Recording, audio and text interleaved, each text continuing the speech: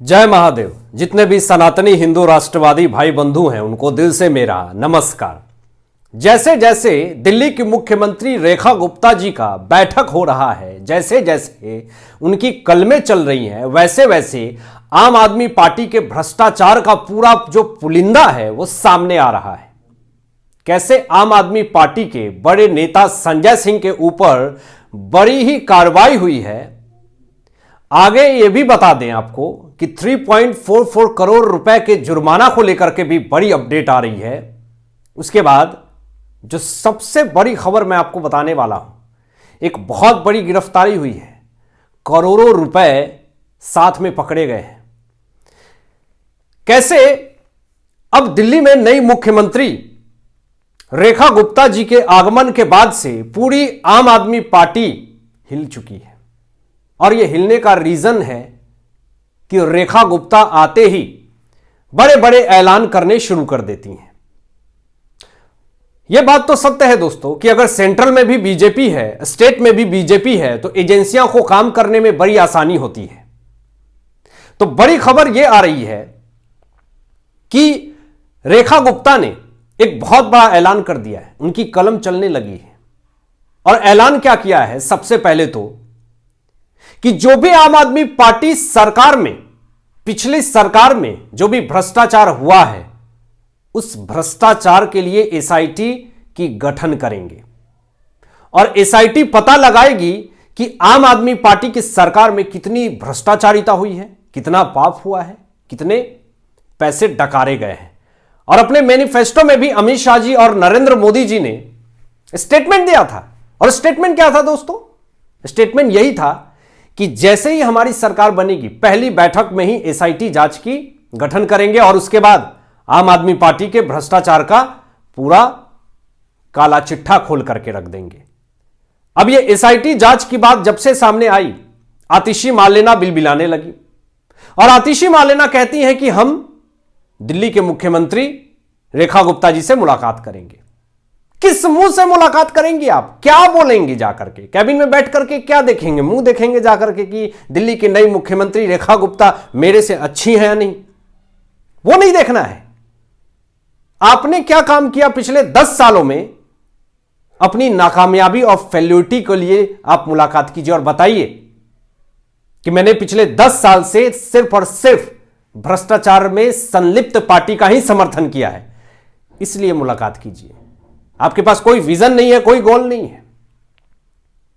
और आपको बता दूं कि एक और बड़ा झटका संजय सिंह को मिल रहा है। यह पूरी तरीके से पकड़े गए हैं। पहला तो यह कि नरेंद्र मोदी जी के ऊपर फर्जी डिग्री आरोप लगाकर के ये पूरी तरीके से नप चुके हैं। उस मामले में गुजरात हाईकोर्ट इनके ऊपर कार्रवाई पहले से कर रही है। दूसरी चीज, 15 करोड़ रुपए हमारे विधायकों को खरीदने के लिए बीजेपी दे रही है, इस मामले में भी ये पकड़े गए हैं। एक बड़ा ही झटका मिला है सुल्तानपुर कोर्ट की तरफ से। आचार संहिता का उल्लंघन किया संजय सिंह ने और अब ये कह रहे हैं कि हमें आचार संहिता उल्लंघन के इस मामले में हमें मुक्त किया जाए। गिड़गिड़ा रहे हैं कि मुझे मुक्त कर दीजिए, मैं बहुत परेशान हूं। एक तो सरकार हार गई, पूरा खेल खत्म हो गया, अब हमारे भ्रष्टाचार का पूरा जो पुलिंदा है वो सामने आ गया।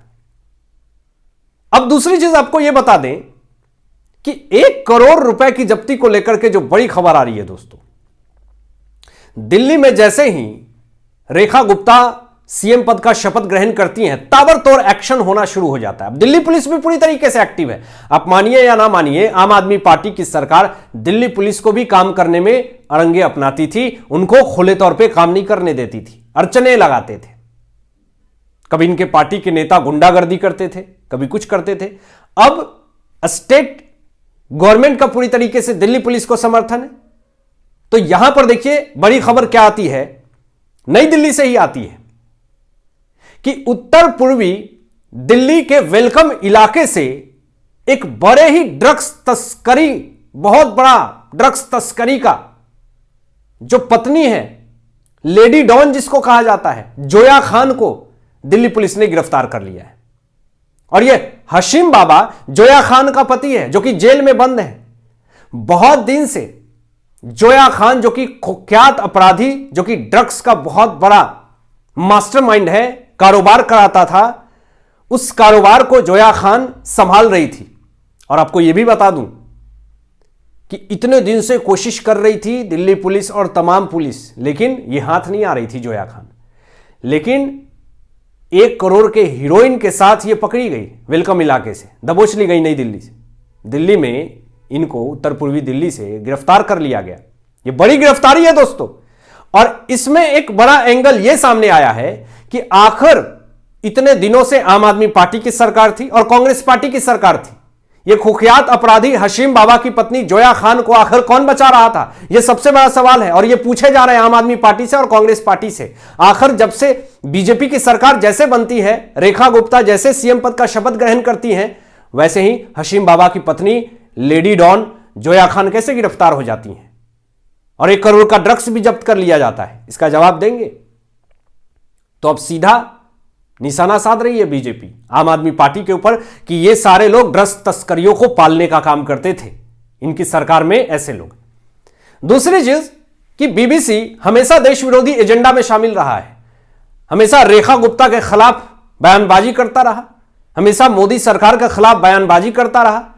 और देखिए, स्टेट में जब बीजेपी आई है तो सेंट्रल गवर्नमेंट की एजेंसियों को भी बड़ा आसानी हो रहा काम करने में। आसानी कैसे हो रहा?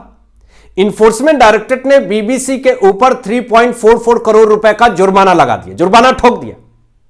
अब मैं ये बात क्यों कह रहा हूं?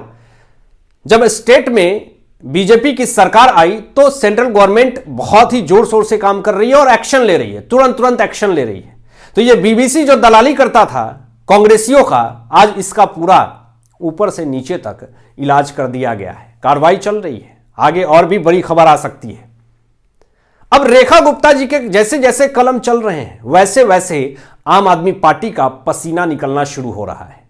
आज पानी की समस्या सबसे बड़ी समस्या दिल्ली में है। पिछले 27 सालों से आम आदमी पार्टी और कांग्रेस पार्टी ने इस पे कोई काम नहीं किया, लेकिन रेखा गुप्ता ने दूसरे दिन ही एक बड़ा ऐलान कर दिया। ऐलान क्या किया कि पानी की समस्या सबसे बड़ी समस्या है। इसके लिए रेखा गुप्ता जी ने कहा कि मैं यूपी सरकार से, उत्तराखंड सरकार से, हरियाणा सरकार से और पंजाब सरकार से मुलाकात करूंगी और मैं खुद हरियाणा की बेटी हूं तो इस समस्या का निदान पाने के लिए उनसे अनुरोध करूंगी। यह होता है काम करने का तरीका, अनुरोध करूंगी। यह नहीं कि छोड़ दिया उसके हालात पे, जैसा है वो तो मैं तो रह रहा हूं ना शीश महल में। समस्या को समझा रेखा गुप्ता जी ने। और सबसे बड़ी बात यह है दोस्तों कि यूपी, उत्तराखंड और हरियाणा तीनों जगह पे बीजेपी की सरकार है। योगी आदित्यनाथ जी, धामी जी और सैनी जी, ये तीनों संभाल लेंगे, समर्थन मिल जाएगा।